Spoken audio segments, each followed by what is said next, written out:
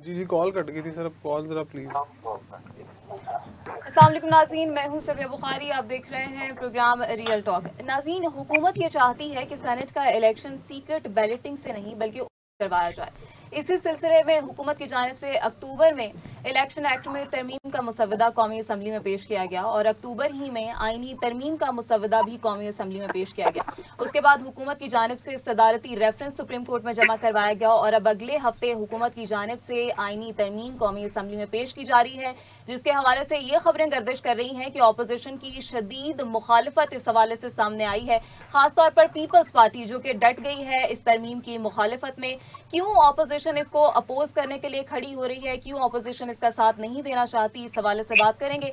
और फिर कुछ बात होगी। वजीर आजम इमरान खान खोखर पैलेस के गिराए जाने पर बहुत खुश नजर आए। वजीर आला उस्मान बुज़दार की तारीफ की उन्होंने और अपोजिशन की जानिब से ये कहा गया कि वजीर आजम का इस तरह से खुश होना जाहिर करता है कि ये इंतकामी कार्रवाई का एक नतीजा है। और आखिर में कुछ बात होगी। पिछले 2 दिन से बहुत बहस हो रही है कि ट्रांसपेरेंसी इंटरनेशनल की रिपोर्ट आई, डेटा पुराना है, नया है। अब ट्रांसपेरेंसी इंटरनेशनल की जानिब से खुद क्लैरिफाई कर दिया गया है कि ये डेटा जो है ये साल 2018 से 2020 का है। इसके हवाले से कुछ बात करेंगे। प्रोग्राम का बाकायदा आगाज करते हैं। मेहमानों का आपसे तारुफ करवाते हैं। स्टूडियोज में हमें ज्वाइन करेंगे सीनियर सहाफ़ी इमरान सोहेल और हमारे साथ मौजूद होंगे मियाँ मोहम्मद नईम, रहनुमा मुस्लिम लीग नून, मोहम्मद खान मदनी, रहनुमा तहरीक इंसाफ। दोनों मेहमान हमें ऑडियो लिंक के जरिए ज्वाइन करेंगे। आप तीनों मेहमानों का शुक्रिया अदा करते हैं। सबसे पहले आपकी जानिब आएंगे मोहम्मद खान मदनी साहब।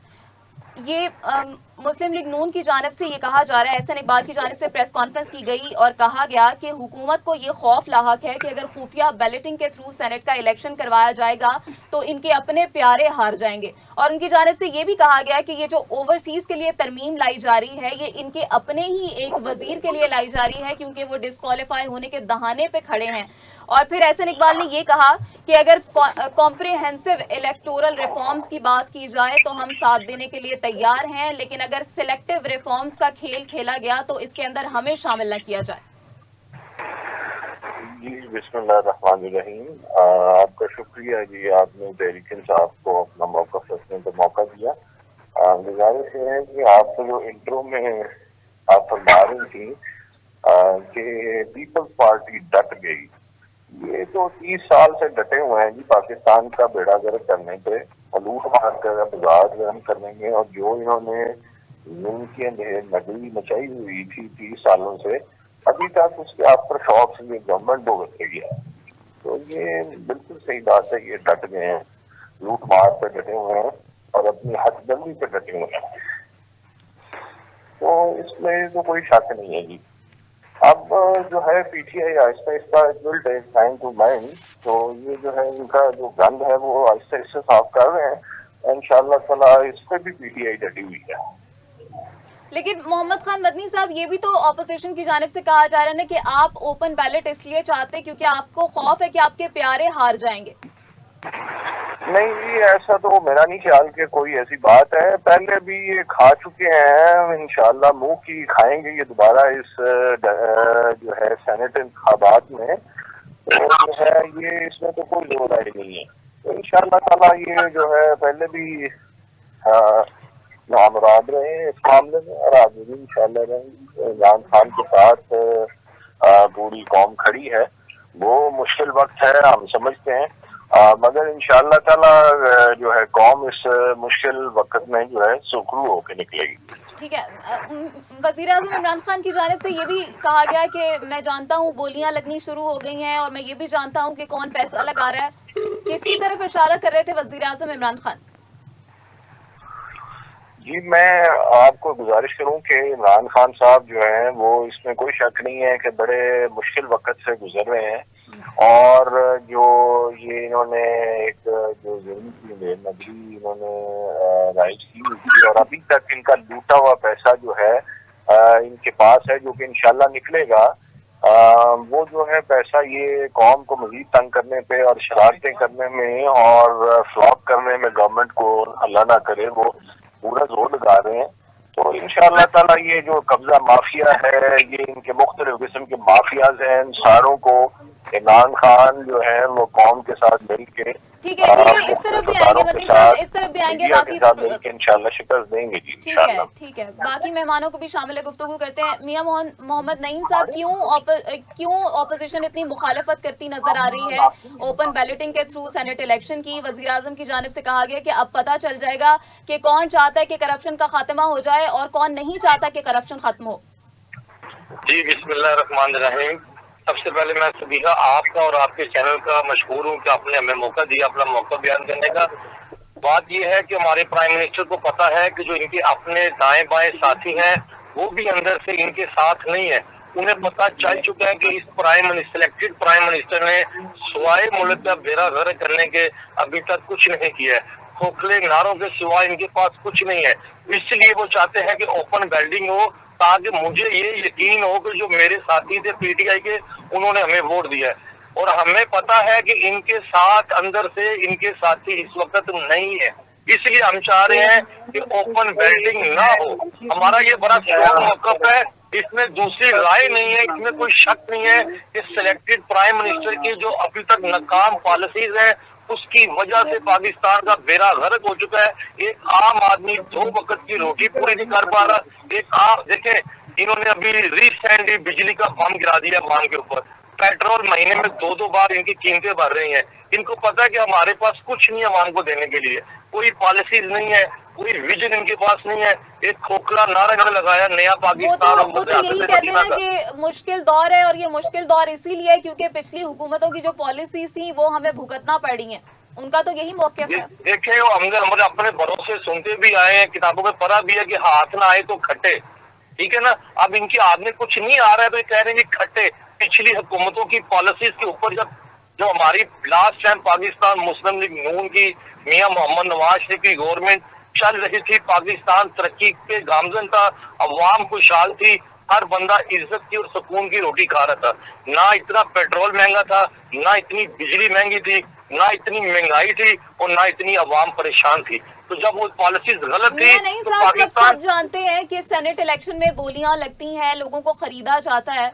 तो फिर अगर तहरीक-ए-इंसाफ ये चाहती है कि ओपन बैलेटिंग के थ्रू सेनेट का इलेक्शन करवा लिया जाए और चार्टर ऑफ डेमोक्रेसी के अंदर भी पार्टियां तमाम मुत्तफिक थी, दोनों पार्टियां मुस्लिम लीग नून और पीपल्स पार्टी, तो फिर अब आप लोग इसको क्यों अपोज करते नजर आ रहे? सिर्फ इसलिए क्योंकि ये इमरान खान साहब की जानिब से ये तरमीम पेश की जा रही है? जी नहीं सभी है, ऐसी बात नहीं है। मैं आपको थोड़ी डिटेल में जाता हूँ। जिस वक्त इमरान खान साहब सिलेक्ट नहीं हुए थे प्राइम मिनिस्टर के लिए, उस वक्त ये कंटेनर पे चल के कहते थे कि पाकिस्तान में जो इलेक्शन होगा वो बायोमेट्रिक के जरिए होगा। तो फिर इन्होंने ये 2018 का इलेक्शन जो चोरी करना था उससे क्यों नहीं कराया बायोमेट्रिक पे? हमारे मुल्क के अंदर आप मामूली बैंक में अकाउंट खोलने जाते हैं तो बायोमेट्रिक, आप कोई प्रॉपर्टी खरीदते हैं, कोई गाड़ी खरीदते हैं तो बायोमेट्रिक, एक मामूली फोन की सिम खरीदते हैं तो बायोमेट्रिक। जब ये सारे काम बायोमेट्रिक के जरिए हो सकते हैं और हो भी रहे हैं अल्हम्दुलिल्लाह, तो क्यों नहीं पाकिस्तान के अंदर 2018 के इलेक्शन को बायोमेट्रिक के जरिए करवाया गया?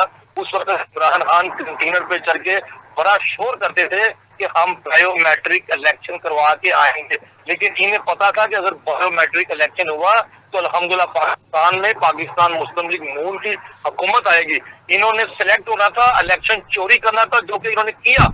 ठीक है, इसी तरह से अब इन्हें ये खौफ है, इन्हें पता है, इन्हें यकीन है कि अगर सेनेट का इलेक्शन ओपन बैल्टिंग ना करवाया तो इनके जो लोग हैं वो इन्हें वोट अल्हम्दुलिल्लाह नहीं देंगे। मदनी साहब, आप कुछ रिस्पॉन्ड करना चाहेंगे? मैं आप जरा इनकी बात का जवाब दूं कि इन्होंने बड़ों से सुना है कि मैं भी इनके बड़ों की एक बात मैं सुना देता हूँ। बड़ों ने ये भी कहा था कि चोर मचाए शोर।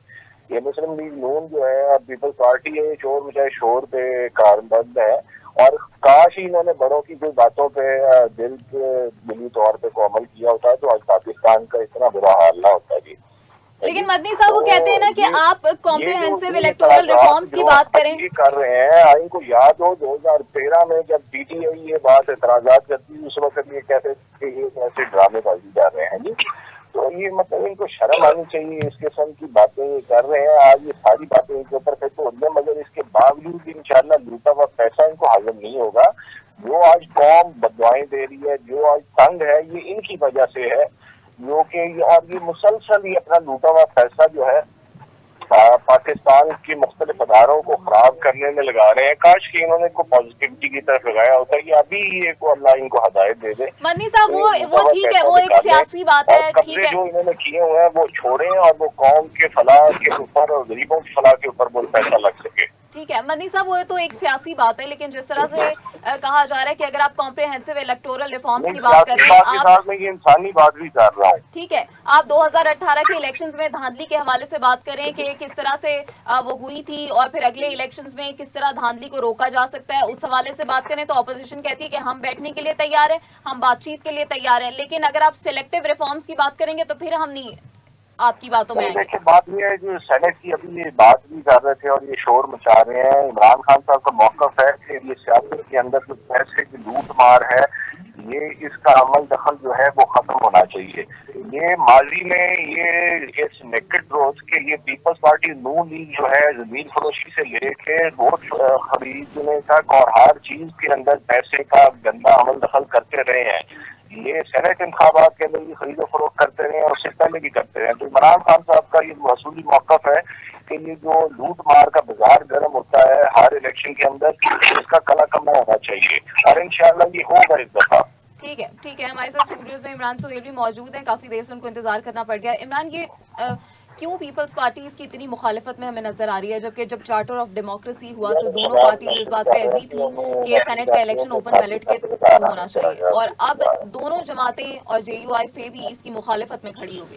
अच्छा, सबसे पहले तो मैं एक छोटी सी बात करना चाहूँगा। मियाँ मोहम्मद नईम साहब बड़े सीनियर पुराने कारकुन हैं और मदनी साहब भी अपना मौक़िफ़ दे रहे थे, लेकिन मैं एक बात करूँगा। मियाँ साहब ने एक छोटी सी बात की कि इमरान खान साहब जब इलेक्शन लड़के आए 2018 का, और वो कहते थे कंटेनर के ऊपर कि बायोमेट्रिक सिस्टम के तहत इंतखाबात होने चाहिए, और अगर बायोमेट्रिक के तहत इंतखाबात होते तो हमारी जमात बहुत बड़ी तादाद में सीटें जीती, 1/3 मेजोरिटी से आ जाते। मियाँ साहब से मैं थोड़ा सा एक इख्तलाफ करूँगा कि मियाँ साहब हुकूमत तो आप छोड़ के गए थे, अगर आप 1/3 मेजोरिटी से जीतने के इतने दावे कर रहे हैं तो फिर आप खुद से बायोमेट्रिक सिस्टम ले आते ना। इक़्तिदार में तो आप थे, वफाक तो आपके पास था, आपके पास सारी चीज़ें थी। आप बायोमेट्रिक, अगर उन्होंने कहा था, अगर आपको लगता है कि वो एक प्योर सिस्टम था और आप बात करते हैं सिलेक्टेड, तो फिर वो सारा काम आप करके आते। आपको जो गिले या शिकवे थे, आपको शक था, वो शक आप दूर करके आते ना, फिर आप 1/3 लेकर वहाँ बैठे होते। इमरान भाई शायद आप भूल गए हैं, उस वक्त के वजीर दाखिला हमारे चौधरी निसार साहब ने ही ये सिस्टम मुतारफ करवाया था कि आप तो आप उसको राइज करवा देते ना मियाँ साहब, राइज करवा देते, वो राइज करवाते। आपके सिलेक्टेड से देखिए एक लाइन, मियाँ साहब एक लाइन के ऊपर पूरी ऑपोजिशन खेल रही है कि सिलेक्टेड, उसके अलावा तो बात ही नहीं कर रहे ना। इमरान भाई, मैंने आपकी बात सुनी है, मुझे थोड़ा सा मौका दे दें, मैंने दोनों की बात सुनी। ठीक है, आपने कहा कि जी ये तो मैंने आपकी छोटी सी बात पे रिस्पॉन्ड किया, मुझे एक जेन्युइन था कि मैं कहा यार इतने ही कमजोर क्या हुआ, आपने तो चौधरी निसार के थ्रू उसको अगर लाए भी थे तो उसको फिर राइज भी करते, नहीं हो सका, पता नहीं आपके अंदर क्या इख्तलाफात थे जो आज तक खत्म नहीं हुए। और दूसरी बात, अब सेनेट इंतखाबात की बात कर लूं, वो भी उसके बाद फिर आप बोलिएगा।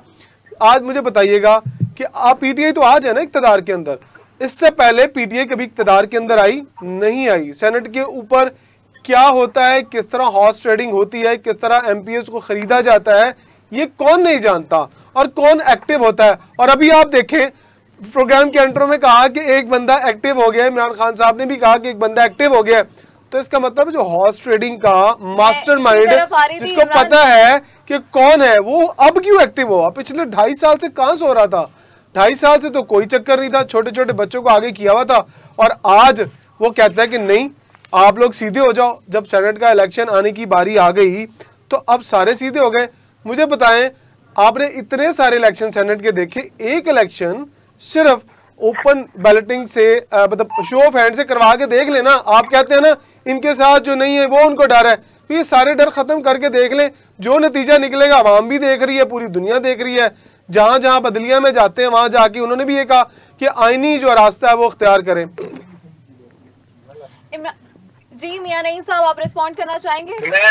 मैं जी बिल्कुल, मैं इमरान भाई से ये बात करनी चाहता हूँ कि इमरान भाई हमारे को जब गवर्नमेंट थी 2013 में, तो बदकिस्मती से 1 साल के बाद नियाजी साहब ने धरना दे दिया था, आपको अगर याद हो तो। आप भी यही कर रहे हैं, आप भी तो यही कर रहे हैं, आप ही मौका दे रहे हैं उनको। इमरान भाई मुझे बात करने दे प्लीज आप पूरी, ठीक है। हमें तो इन्होंने हुकूमत करने नहीं दी, हमारी हुकूमत पे शबे खून मार दिया गया। मियां नवाज शरीफ साहब को एक झूठा अकामा केस के अंदर नाहल किया गया, जो कि जज साहब भी आपके सामने आ गए। जजों के इमरान खान ने थोड़ी निकाला है, वो तो कोर्ट ने निकाला है। क्या फैसला दिया, अब बात सुने ना पूरी आप। अब जब आप बात सुनेंगे आप बताइए, आपकी बात सुनी जा रही है। मैं ये कह रहा हूँ कि जब मियां नवाज शरीफ साहब को इन्होंने काम नहीं करने दिया तो वो काम कैसे कंप्लीट होना था। अगर हमें पूरे 5 साल दिए जाते इंशाल्लाह ताला, अगर हमने ये कानून मुताबिक कराया था बायोमेट्रिक के जरिए, पूरे 5 साल लिया आपने, बायोमेट्रिक के जरिए बैंक में अकाउंट खुलेगा तो मुझे आज तक ये समझ नहीं आई मियां साहब कि क्या मुस्लिम लीग नून का नाम नवाज शरीफ ही है, इसके अलावा कोई बंदा है ही नहीं इस काबिल। ये पाकिस्तान के अंदर ये धरना सिस्टम किसने मुताबिक कराया था। आज जब कोई बंदा धरना देता है किसी राइड पे भी तो ये लोग उसके साथ क्या सलूक कर रहे हैं, इसलिए कि कोई सलूक नहीं हुआ, आपको तो पूरी इजाजत दी है, क्या करो। इस्लामाबाद में बच्चियां निचाते क्या दिया, मदनी साहब ज्यादा रिस्पॉन्ड कर सकते हैं, धरने में मैं नहीं कर सकता। इन्हें शर्म आती है। मियां नईम साहब, इमरान कह रहे हैं कि आपको पूरी इजाजत मिली है धरने की, आप तो दे ही नहीं रहे। जानिब से तो कहा गया कि आप आए, आपको चाय पानी पेश करेंगे, हलवे भी खिलाएंगे, आप आ जाए। ये तो बातों की आता है, ये तो इतनी बुखलाहट का शिकार है कि पिछले दिनों उन्होंने क्या किया है। हमारे आम कारकुनों पे, आम वर्करों पे इन्होंने FIR दी है, रातों को उनके घरों में छापे मार के उन्हें उठाया गया है। वर्कर और कारकुन तो डरते नहीं है छोटे छोटे कामों से, वो तो तमगे समझते हैं, वो खौफजदा होते हैं। ठीक है, मदनी साहब आप कुछ कहना चाहेंगे इस पे? जी काहे के खौफजदा है, ये इनको डर ये पड़ा हुआ है कि लूट मार कर जो इनका पैसा है वो इंशाल्लाह निकल जाता है। मदनी साहब लेकिन जो आपकी टाइमिंग है, को मैं देख रहा था, अफजल खोखर को मैंने देखा उसका क्लिप वीडियो पे 5 साल उसके हवाले से अभी बात करते हैं। 5 साल कभी इतने दर्द से वो गरीब आवाम के लिए नहीं बोल रही है। और उस वक्त देखें वो जो है ऐसे हवास बाख्ता हुआ था वो बंदा। मैंने अपने 7 साल करियर में उनको नहीं देखा है कि इनको आपने कभी देखा हो आवाम के लिए इस तरह। ये इस हवाले से खोखर पैलेस के हवाले से भी हम बात करेंगे, लेकिन हम ये जानना चाहते हैं, ये मुंह खोल के बोल रहे हैं तो इनको खुदा का खौफ करना चाहिए। खुदा की लाठी बड़ी बेआवाज है, गरीबों के लिए कभी तो इस तरह गले फाड़ के इन्होंने बोलना कभी नहीं। तो ये जो है ये लूट मार पे सारा दिन लगे रहते हैं, जमीनें कब्जा करते रहते हैं, तो इनको ये खुदा की पकड़ में, दर्दनाक पकड़ में आ रहे हैं और आना भी चाहिए ऐसे लोगों को। खोखर पैलेस के हवाले से भी बात कर लेते हैं, लेकिन जिस तरह से ये जो आपकी टाइमिंग है सेनेट इलेक्शन के हवाले से जो आप ओपन बैलेटिंग का तरीकाकार लाना चाह रहे हैं, वो टाइमिंग भी बड़ी इंटरेस्टिंग है ना, क्योंकि अगर पहले की बात होती तो भी समझा जाता कि ठीक है आप रिफॉर्म्स चाहते हैं, लेकिन एंड टाइम पे जब आपको लगता है कि आपके इत्तेहादी भी आपसे नाराज हो रहे हैं और आप तहरीक अदम एतमाद की बातें भी की जा रही हैं, ऐसे वक्त में आप फटाफट चाहते हैं कि तरमीम हो जाए और सेनेट इलेक्शन ओपन बैलेटिंग के थ्रू हो जाए, तो इससे तो यही जाहिर होता है कि शायद हुकूमत किसी खौफ में मुब्तला। देखिए हमारा जो है असूली मौक़िफ़ ये है कि ये लोग जो है पाकिस्तान का लूटा हुआ पैसा जो है इक़्तिदार की हवस में आने के लिए, इक़्तिदार में आने के लिए ये इस्तेमाल करते हैं। और वो इंशाअल्लाह ताला PTI अवाम के साथ मिलके इंशाअल्लाह इस माफिया को शिकस्त देगी और हम उसके लिए इंशाअल्लाह किसी हद तक भी जाएंगे। तो ये जो है ये मतलब वो किसी एक वो जानवर वो तो बड़ा वफादार होता है, उसकी जब मौत आती है तो वो मस्जिद का रुख करता है। तो ये मेरा ख्याल है ये उस नहज तक जा रहे हैं और इंशाअल्लाह ताला मैं तो देख रहा हूँ कि इंशाअल्लाह इनको जो जिन्होंने पाकिस्तान को इस तरह नोचा है, लूटा है, इनके ऊपर अल्लाह की दर्दनाक पकड़ आ रही है जी। और ये उसकी वजह से ये जो मीडिया है बुझने से पहले फड़फड़ा रहा है। तो मैं नहीं समझता कि ये जो है ये इससे कोई फर्क पड़ता है। इनकी शरारतें, इनकी साजिशें इंशाअल्लाह ये मोदी के यारों की जो शरारतें हैं वो इंशाअल्लाह ताला जो है वहाँ मोदी का भी मुंह काला हो रहा है, वहाँ पर जो वो जुल्म कर रहा है कश्मीरियों के ऊपर और सिखों के ऊपर और उसके अपने हिंदुओं के ऊपर, और उसके यार जो है जिस तरह से पाकिस्तान को नोचते रहे हैं और अभी भी नाकाम करने की कोशिश कर रहे हैं, इंशाअल्लाह ताला ये नामुराद होंगे इंशाअल्लाह। ठीक है नाज़रीन, खोखर पैलेस को गिराया गया और वज़ीर आज़म बड़े खुश नजर आए और तकरीब में उन्होंने उस्मान बुज़दार की तारीफ की कि जिस तरह से उन्होंने कब्जा माफिया के ऊपर हाथ डाला। लेकिन क्या वज़ीर आज़म इमरान खान इस तरह के कानूनी मामलात में बोल सकते हैं? इमरान, आपकी तरफ आएंगे। खोखर पैलेस को गिराया जाने वाला ये जो मामला है, क्या ये वज़ीर आज़म इमरान खान के इख्तियारात में आता है? क्योंकि ऐसे काम सूबाई हुकूमतों के या फिर डिस्ट्रिक्ट हुकूमतों के होते हैं या मजिस्ट्रेट के अंडर आते हैं। इस तरह तो वज़ीर आला भी मुदाखलत नहीं कर सकता, लेकिन वज़ीर आज़म इसके ऊपर बड़े खुश नजर आ रहे थे। देखिए, आपको याद होगा ओवरसीज़ पाकिस्तानी, मैं पहले बता दूं, मियाँ साहब और मद्दी साहब ज़्यादा इस पर अच्छा रिस्पॉन्ड करेंगे। मैं अपना छोटा सा जो मुझे पता है वो बता सकता हूँ कि वज़ीर आज़म इमरान खान ने ये जो स्टेप लिया था, आते हुए ये इसलिए लिया था कि इमरान खान जब इक़्तिदार में आए तो ओवरसीज़ पाकिस्तानियों की बहुत बड़ी कंट्रीब्यूशन थी। उन्होंने बड़ा कंट्रीब्यूट किया इसके अंदर कि वो स्पेशली पाकिस्तान आए और पाकिस्तान आने के बाद उन्होंने वोट कास्ट किए, बहुत बड़ी तादाद में लोग आए। इमरान खान साहब को हमेशा से ही लोगों ने ये कहा कि हम पाकिस्तान से बाहर रहकर बहुत पैसा कमाते हैं, इतना पैसा कमाते हैं कि यार, और कमा कर पाकिस्तान में रेवेन्यू जमा करवाते हैं कि वहाँ हमारी प्रॉपर्टीज़ बन जाएँ, हमारे बच्चों का मुस्तकबिल बन जाए। लेकिन होता क्या रहा बदकिस्मती से कि उन प्रॉपर्टीज़ के ऊपर हमेशा से कब्जा माफिया ने कब्जे किए, और जब वो लोग वापस आते थे तो देखते थे कि जो प्लॉट या जो ज़मीन उन्होंने ख़रीदी होती थी उसके ऊपर कब्जा हो चुका होता था।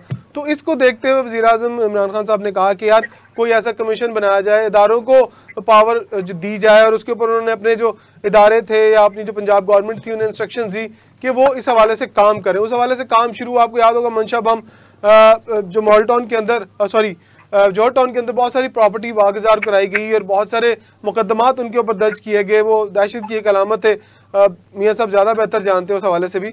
तो उस चीज़ का एक तसलसल है। मैं समझता हूँ कि जो आप इंसाफ का काम शुरू करते हैं, जब आप करप्शन को पकड़ते हैं तो ऊपर से ये काम ऊपर से होना चाहिए। लेकिन क्या पाकिस्तान का आईन और कानून ये कहते हैं कि ये एक प्योरली एक मुदाखलत कर सकता है? ये प्योरली मामलात के अंदर क्या मुदाखलत तो की नहीं ना। पहली बात तो ये कि क्या वज़ीर आज़म ने खुदा आकर कहा कि यार ये बिल्डिंग गिरा दो, दिखाई दिए एक तरह से इंतकामी कार्रवाई का तासुर गया। और एक ताकतवर शख्स के खिलाफ जब भी कार्रवाई होगी, चाहे वो कोई भी होगा, अगर वो जायज़ है तो उसके ऊपर तो मुझे और आपको सबको खुश होना चाहिए। अगर वो नाजायज़ है, अगर वो गलत है, तो फिर इसके ऊपर हमें इसी मामले के ऊपर मज़ीद भी बात करते हैं। अभी प्रोग्राम में शामिल करेंगे एक छोटा सा ब्रेक, हमारे साथ रहिए।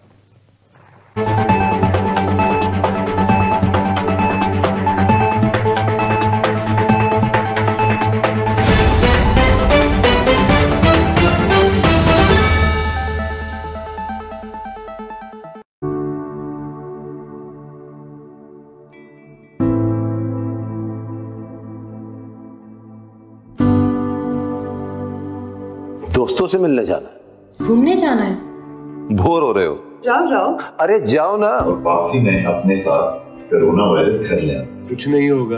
और हो गया तो अपने माँ बाप को जानलेवा वायरस दिया तुमने दिया। अपने बहन भाइयों की, बीवी बच्चों की जान खतरे में डाल दी तुमने। क्या इरादा है भाई? क्या करना चाह रहे हो? बाहर जंग हो रही है, जंग।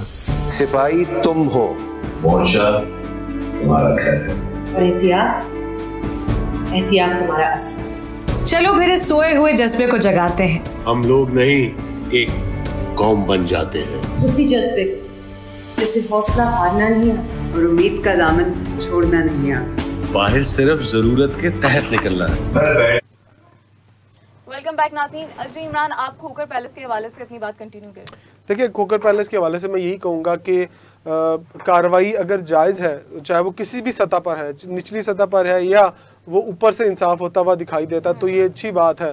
लेकिन अगर नाजायज़ है तो फिर वो बहुत गलत बात है। लेकिन मैं ये बात ज़रूर कहूँगा कि चाहिए इस तरह से था कि मरीम नवाज साहबा अगर आज खोखर पैलेस में ये बात करने के लिए गई कि ये खोखर बरादरान के साथ बहुत नाइंसाफ़ी हुई है, तो मेरा ख्याल है कि उन्हें फिर निचली सतह पर जो लोगों के साथ ज़्यादती होती है तो वहाँ पर भी उन्हें जाना चाहिए और वहाँ पर भी जाकर जो है वो सारी चीज़ों को देखना चाहिए। मियां नईम ही दे सकते हैं। मियां नईम साहब, इमरान कह रहे हैं कि जिस तरह खोखर पैलेस के हवाले से मरियम नवाज हमें प्रेस कॉन्फ्रेंस करती दिखाई दी, कोई और मामलात होते हैं किसी कमजोर की दादरसी के लिए, क्यों मरियम नवाज हमें इस तरह मुतहरिक दिखाई नहीं देती?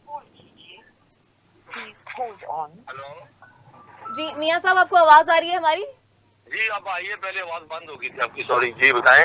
इमरान ये कह रहे हैं कि जिस तरह खोखर पैलेस के मामले पर मरियम नवाज साहिबा ने प्रेस कॉन्फ्रेंस की, इसी तरह से मरियम नवाज अगर अवामी एक रहनुमा बनना चाहती हैं तो कमजोर अगर किसी के साथ कोई मामला पेश आता है तो उसकी दादरसी करती हुई क्यों नजर नहीं आती, उन मामलात में इतनी मुतहरिक क्यों नजर नहीं आती? क्या ताकतवर के लिए सिर्फ प्रेस कॉन्फ्रेंस की जाती है? जी मैं आपको बताता हूँ, आपने मेरी बात पूरी तवज्जो के साथ, इमरान भाई आपने भी सुननी है, मदनी साहब भी सुन रहे हैं, बल्कि पूरी आवाम सुन रही है, ठीक है। ये खोखर पैलेस का जो मामला है सिवाय इंतकामी कार्रवाई के कुछ भी नहीं है। मुशर्रफ दौर के अंदर इनका ये चेकिंग की गई, इनके डॉक्यूमेंट चेक किए गए, कुछ नहीं हुआ। चीफ जस्टिस जो साकिब निसार था उसने सो मोटो एक्शन लिया, उसमें भी कुछ नहीं हुआ। अब इन्होंने पिछले 3 महीने के अंदर इन्होंने बहुत छानबीन की तो कुछ भी नहीं मिला। क्या कोई MP MN ने जो 10 साल हुकूमत में रहा हो, क्या वो अपनी बहन के लिए, क्या वो अपनी बेटी के लिए कब्जे की जगह पे घर बनवाएगा? शर्म आनी चाहिए कि सोच इनको सोचते हुए। मेरी सुन ले, अगर वो गलत है तो लाहौर हाईकोर्ट ने उनको कब्जा वापस क्यों दिलवाया? ये सिर्फ उनकी वफादारियां चेंज करने के लिए। लाहौर के अंदर और भी MP MN है, अल्हम्दुलिल्लाह जितने एक्टिव मलक सैफुल मलूक खोखर और मलक अफजल खोखर है, इतना एक्टिव कोई भी नहीं है। और जितना पार्टी के साथ वफादारी इनकी है किसी की भी नहीं है। और इन्होंने वो जगह बोनाफाइड परचेजर है, थर्ड हैंड इनकी खरीदारी है। और असेंबली के अंदर, कौमी असेंबली के अंदर अफजल खोखर ने किया अल्हम्दुलिल्लाह कि अगर हमारा ये कब्जा होगा तो हम सजा भुगतने को तैयार है। और अगर हम बोनाफाइड परचेजर है तो इस नाअहल सिलेक्टेड वजीर आजम को ये सीट छोड़ देनी चाहिए, इस नाअहल चीफ मिनिस्टर को सीट छोड़ देनी चाहिए। और ये सब 3 जगह पे प्रॉपर्टी इस वक्त जो मेरे साथ प्रोग्राम कर रहे हैं, इनका अपना ड्राइवर, इनका अपना जाती ड्राइवर इस वक्त 2 घरों में काबज है, जोहटों में नजायज काबजीन में। मैं आपको साबित करता हूँ। उसके बाद 2017 में इनके ड्राइवर ने 5 मरले प्लॉट पे कब्जा किया, जो कि LD ने गिराया, फिर गिराया। और ये इनसे पूछे, अपने ड्राइवर को बुलाए, कुरान पे हाथ रख के बताए कि इस वक्त वो जिस घर में रह रहा है क्या उसने खरीदा है, क्या वो उसने खुद बनाया है? नहीं, उसने एक मोहल्लेदार से 2 घर लिया और उस पर कब्जा कर लिया है। और आज तक वो अदालतों में चक्कर खा रहा है। उसका बेटा कोई नहीं है, बुजुर्ग आदमी है, दिल का मरीज है। इन्होंने अपनी बदमाशी की, उनको गन पॉइंट पे मारा, आखिरकार वो बंदा वापदा टाउन में शिफ्ट हो गया, जोहर टाउन से। क्या पूछे नहीं ये काम करेंगे? अगर ये हुकूमत इतनी अच्छी है और कब्जा ग्रुपों से कब्जा छुड़ाना चाहती है, मैं बड़ी इंकशाफ कर रहा हूँ आपको, बड़ा अहम इंकशाफ। और जो मंशा बम वाला मामला था उसके पीछे कौन था? हाजी करामत खोखर था, जो इनका MLA है PTI का। कौन था इसके पीछे? ये मदनी साहब बुलाए अपने ड्राइवर को, उठवाए कुरान उससे कि उसने 2 घरों में जोहटों में कब्जा नहीं कर रखा। उसकी बात आपने इनके 50 कर रहे हैं। हलीम खान को किस बात पे मांगा? इनके इर्द गिर्द जितने लोग हैं, खुद बनी गाला इमरान खान का, खुद बनी गाला इन्होंने सुप्रीम कोर्ट से रेगुलराइज करवाया जुर्माना भर के। तो क्या वो कानून आम आदमी के लिए नहीं है? गरीब आदमी के लिए वो कानून नहीं है? ये प्राइम मिनिस्टर अगर सिलेक्टेड नहीं है तो ऐलान करे कि पाकिस्तान में जितने लोग जहां बैठे हैं, वो जिस तरह से मुझे जुर्माना डाला गया है, जिस कानून के तहत, उस कानून के तहत एक आम आदमी को भी वही जुर्माना डाल उसका घर रेगुलर किया जाए। फिर तो आप जुर्माना डलवा के रेगुलर करवाना चाहते खोखर पैलेस? मियां साहब, आप कंटेम्प्ट ऑफ कोर्ट में क्यों नहीं जाते अगर आप ये समझते हैं कि अदालत की जानिब से? अल्हम्दुलिल्लाह ये जो चीफ मिनिस्टर बिठाया हुआ ना इन्होंने, इस चीफ मिनिस्टर को, इस गवर्नर को हम घसीटेंगे अदालतों में। ये अदालतों को बताएंगे कि इन्होंने खोखर पैलेस की जो इनकी मतलब सैफुल मलूक खोखर की जो सिस्टर का और इनकी बेटी का जो घर गिराया नजायज, ये इंतकामी कार्रवाई थी। हम साबित करेंगे अदालतों में। अगर मलक सैफुल मलूक खोखर साहब पाकिस्तान से मुखलिस ना होते, अपनी अवाम के साथ मुखलिस ना होते, तो उस दिन खून खराब हो जाता। लेकिन उन्होंने अपने वर्करों को, अपने भाइयों को, अपनी फैमिली को मना किया है कि बिल्कुल कोई बंदा कोई बात नहीं करेगा। और आने वाले जो मुलाजिमीन थे उनकी मेहमान नवाजी की और साबित किया और सबूत दिया कि हम खानदानी लोग हैं, सच्चे पाकिस्तानी है, हम कानून को अपने हाथ में नहीं लेते।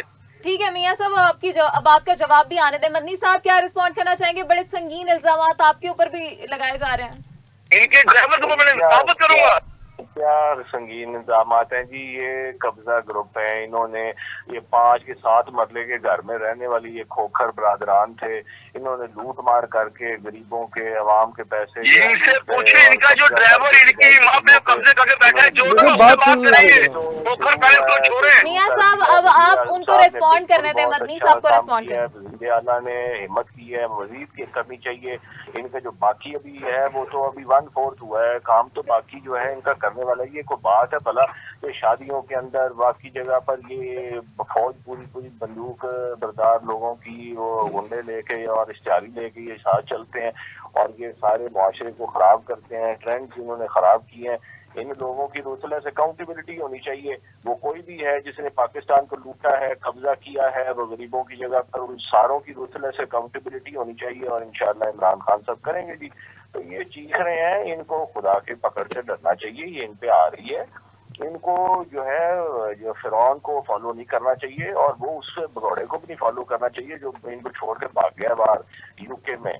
तो ये जो है इन लोगों को, जो पाकिस्तान को इमरान खान साहब कोशिश कर रहे हैं और ये उनको नाकाम करने की कोशिश कर रहे हैं। तो इंशाअल्लाह ताला पाकिस्तान की अवाम जो है मिलके, और पीटीआई के वर्कर्स हैं और जो मीडिया के लोग हैं और तमाम अदारे इंशाअल्लाह एक पेज पे हैं। ठीक है, जो मियां साहब आपकी इनसे ये पूछते हैं, जो बात मैंने की है इनके ड्राइवर का गाड़ी सुबह जिस घर में वो रह रहे हैं विद इन 1 घंटे के अंदर मैं पहुंचता हूँ, आप अपनी टीम लेके पहुंचे, पूरा मीडिया बुलाते हैं, पंजाब गवर्नमेंट के नुमाइंदे बनाए कि अगर वो अपने घर की मलकियत नहीं साबित कर सके तो फिर क्या करेंगे? ये पूछे इनसे। स्टंटबाजी और ड्रामेबाजी से बाहर आ जाए मेरा भी, छोड़े लोगों को बेवकूफ बना। मैं कह रहा हूँ कि आपका ड्राइवर जो इस वक्त आप कब्जा करके बैठा हुआ है, आप 1 घंटे में उस घर में पहुंचे, मैं भी पहुंचता हूँ, मीडिया भी बुलाए, पंजाब गवर्नमेंट को भी बुलाए और बुलाए अपने पहुंच जाऊंगा उस जगह पे और मैं साबित कर दूंगा। आप शाम के वक्त में गलत टाइम पे इंटरव्यू दे रहे हैं, क्या हो गया आपको? कौन सा ड्राइवर, किसकी बात कर रहे हैं आप? आपका पर्सनल ड्राइवर कौन है, बताएं, नाम बताएं आप। और भाई किससे बात कर रहे हो, किसका पर्सनल ड्राइवर? मैंने कोई पाकिस्तान को लूट मार नहीं की, ना मेरे पास ड्राइवर है। भाईजान हर बंदा आपका यही करता है मदनी साहब, आप ऐसे ही करते हैं, आगे टीवी पे बैठ के चैनल पे आप यही कहते हैं। मैं साबित कर रहा हूँ, 1 घंटे में आप आए, इमरान साहब को बैठे हुए सीनियर एंकर, इनको मैं साबित ना करूँ, मेरा नाम बदल देना, ये कौन सी बात है? हम अल्हम्दुलिल्लाह हकीकत में अपनी बात करते हैं।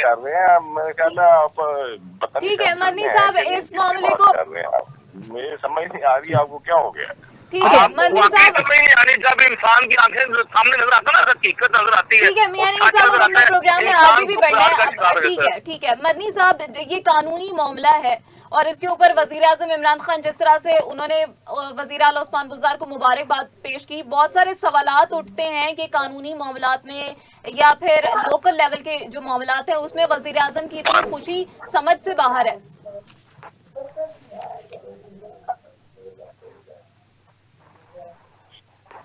मदनी साहब, आपको आवाज आ रही है? हेलो जी मदनी साहब, हम आपसे ये जानना, आपको आवाज आ रही है हमारी? जी आप फरमाइएगा, क्या कह रहे थे? जी मदनी साहब, हम ये जानना चाहते हैं कि कानूनी मामलात के ऊपर वजीर आज़म का इस तरह से खुशी का इजहार करना, लोकल लेवल के मामलात के ऊपर जिस तरह से ऑपोजिशन ये कह रही है कि ये इंतकामी कार्रवाई, और सब जानते हैं कि खोखर बरादरान की जो किस्से वो ज्यादा करीब हैं, तो इस तरह से वजीर आज़म का खुशी का इजहार करना इंतकामी कार्रवाई को जाहिर करता है। नहीं देखिए, मैं गुजारिश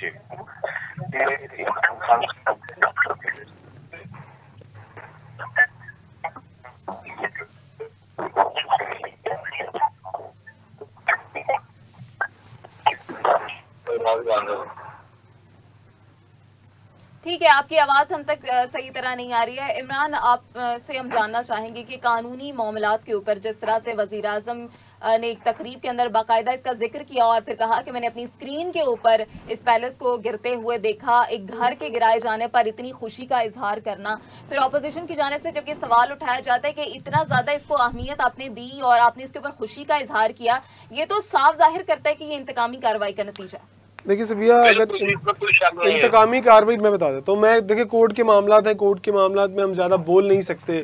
अगर किसी ने गलत किया है, कंटेम्प्ट ऑफ कोर्ट किया है, तो वो सुबह कोर्ट उन्हें बुलाएगी और उन्हें ज़रूर जो है वो इस हवाले से पूछगिछ की जाएगी, ताकि लोगों को ये पता चले कि वाकई हुकूमत ने अगर गलत काम किया है तो उन्हें भी कटहरे में लाया जाएगा। मियां साहब अभी कह रहे थे कि जी उस्मान बुज़दार साहब, अगर उनके ऊपर ये इल्ज़ामात साबित होते हैं तो उन्हें घर जाना पड़ेगा, गवर्नर को घर जाना पड़ेगा। ये तो बहुत लंबी बातें हैं, कोर्ट के मामला थोड़े लंबे हो जाते हैं, मुकदमात जो है वो चीज़ें सामने आती हैं। लेकिन LDA का किरदार यहाँ पर क्या है? LDA क्या खुद इस सारी चीज़ को देख रहा था? वज़ीर आज़म ने खुद आकर तो घर नहीं गिराया ना, उस्मान बुज़दार ने आकर खुद घर तो नहीं गिराया ना, मुतल्लिका इंतजामिया आई ना।